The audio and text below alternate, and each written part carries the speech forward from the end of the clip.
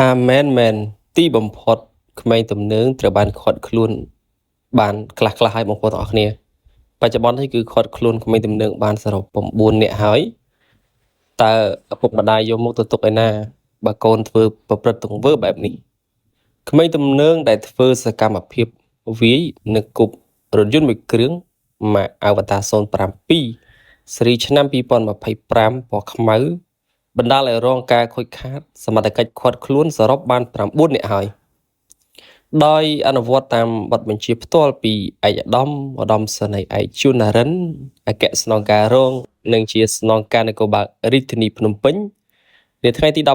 18ខែមេសាឆ្នាំ2026លោកឧត្តមសេនីយ៍ត្រីប៊ុនសុច្ឆាស្នងការរងផែនការងារនគរបាលព្រហ្មទណ្ឌលោកឧត្តមសេនីយ៍តូលីប៊ុនអេងស្នងការរង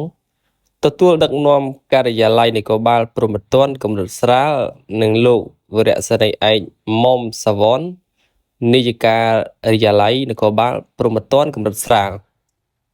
នៃអធិការឋាននគរបាលខណ្ឌដូនពេញស្រាវជ្រាវឃាត់ខ្លួនក្មេងទំនើង9នាក់ករណីហិង្សាដោយចេតនាមានស្ថានទម្ងន់ទោសវាយនិងគប់កំទេចរថយន្តនៅចំណុចហាងម៉ាសាមយូរ៉ាផ្លូវលេខ47ភូមិ15សង្កាត់ស្រះចកខណ្ឌដូនពេញរាជធានីភ្នំពេញវេលាម៉ោងប្រមាណ 7:37 យប់នៅថ្ងៃទី16ខែមេសាឆ្នាំ2026ឃាត់ខ្លួនក្មេងទំនើង9នាក់រួមមាន1ឈ្មោះម៉ាន់ឡុងថាដាហៅដាភេទប្រុសអាយុ17ឆ្នាំ2ឈ្មោះឯកសុកមានហៅមានភេទប្រុសអាយុ17ឆ្នាំ3ឈ្មោះសុកជាហៅជាភេទប្រុសអាយុ18ឆ្នាំ4ឈ្មោះឈុនរាយុទ្ធហៅយុទ្ធភេទប្រុសអាយុ17ឆ្នាំ5ឈ្មោះនីសាគីហៅភ្លោះភេទប្រុសកើតឆ្នាំ2006 6ឈ្មោះនីរាវីភេទប្រុសកើតឆ្នាំ2006 7ឈ្មោះសោតវិសុទ្ធភេទប្រុសអាយុ16ឆ្នាំ8ឈ្មោះញ៉ឆាលីភេទប្រុសអាយុ16ឆ្នាំ9ឈ្មោះមឿងពិសីភេទប្រុសអាយុ16ឆ្នាំវត្ថុតាងចាប់យកគឺមានដុំថ្មចំនួន4ដុំនិងផ្លាកលេខរថយន្តចំនួន1បន្ទះក្រុមជនសង្ស័យជាក្មេងទំនើងខាងលើបច្ចុប្បន្នសមត្ថកិច្ចជំនាញកំពុងសាកសួរនិងអនុវត្តតាមនីតិវិធីចំពោះករណីនេះដែរសមត្ថកិច្ចជំនាញក៏កំពុងបន្តស្វែងរកបពុមួយចំនួនបន្ថែមទៀតរំលឹកកាលពីម្សិលមិញនេះឧត្តមសេនីយ៍ឯកជួននរិនបានបង្ហោះនៅលើគណនី Facebook ថាខ្ញុំសូមអំពាវនាវដល់យុវជនដែលកំពុងរត់គេចខ្លួនជាចុងក្រោយសូមចូលខ្លួនមកអធិការខណ្ឌដូនពេញដើម្បីដោះស្រាយជាពិសេសយុវជនអ្នកបង្កហេតុស្រែកបំផុសមុនគេកំពុងរត់គេចខ្លួនយុវជន6នាក់ជាអ្នកដៃដល់ប្រើហិង្សាដោយមិនគិតអំពីច្បាប់និងមិនដឹងរឿងអ្វីក្នុងចំណោមយុវជនផ្សេងទៀតត្រូវបានចាប់ខ្លួនបណ្ដាហើយមានម្នាក់ជាអ្នកកាច់យកស្លាកលេខរថយន្តថាខ្ញុំអត់និយាយលេងទេ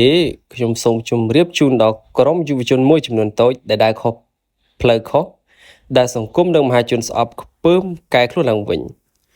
គ្រួសារមានវិន័យប្រទេសមានច្បាប់គឺច្បាប់មិនអាចទុកឲ្យជនមានក្តាប់តូចបង្កចលាចលក្នុងសង្គមរួចខ្លួនបានទេនេះករណីដែលលោកឧត្តមសេនីយ៍ឯកជួននរិនបង្ហោះនៅលើគណនី Facebook នេះកាលពីថ្ងៃម្សិលមិញនេះគឺចាប់បានចំនួន6នាក់ថ្ងៃម្សិលមិញដូចគ្នារហូតមកដល់ពេលយប់នេះឧត្តមសេនីយ៍ឯកជួននរិនបានបង្ហោះនៅលើគណនី Facebook បន្ថែមគឺចាប់បានសរុបចំនួន9នាក់បានន័យថាចាប់3នាក់បានបន្ថែមទៀតហើយ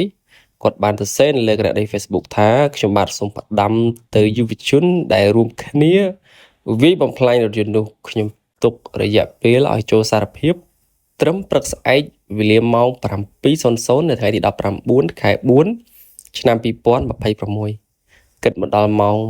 20:00 នាទីថ្ងៃទី18ខែ4ឆ្នាំ2026នេះកម្លាំងជំនាញយើងខ្ញុំតាមឃាត់ខ្លួនសរុបបាន9នាក់ហើយករណីខាងលើជាបទល្មើសព្រហ្មទណ្ឌអ្នកមិនអាចរត់គេចខ្លួនមួយជីវិតបានទេ គឺសមត្ថកិច្ចជំនាញតាមគ្រប់ពេលវេលា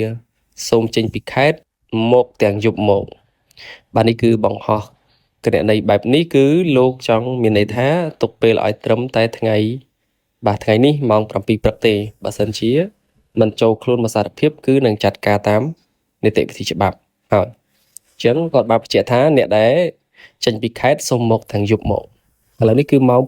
8:35 នាទីហើយព័ត៌មាននៅពេលនេះអញ្ចឹងខ្ញុំនឹងអាប់ដេតព័ត៌មានបន្តទៀតជូនបងប្អូនទាំងអស់គ្នានៅវីដេអូ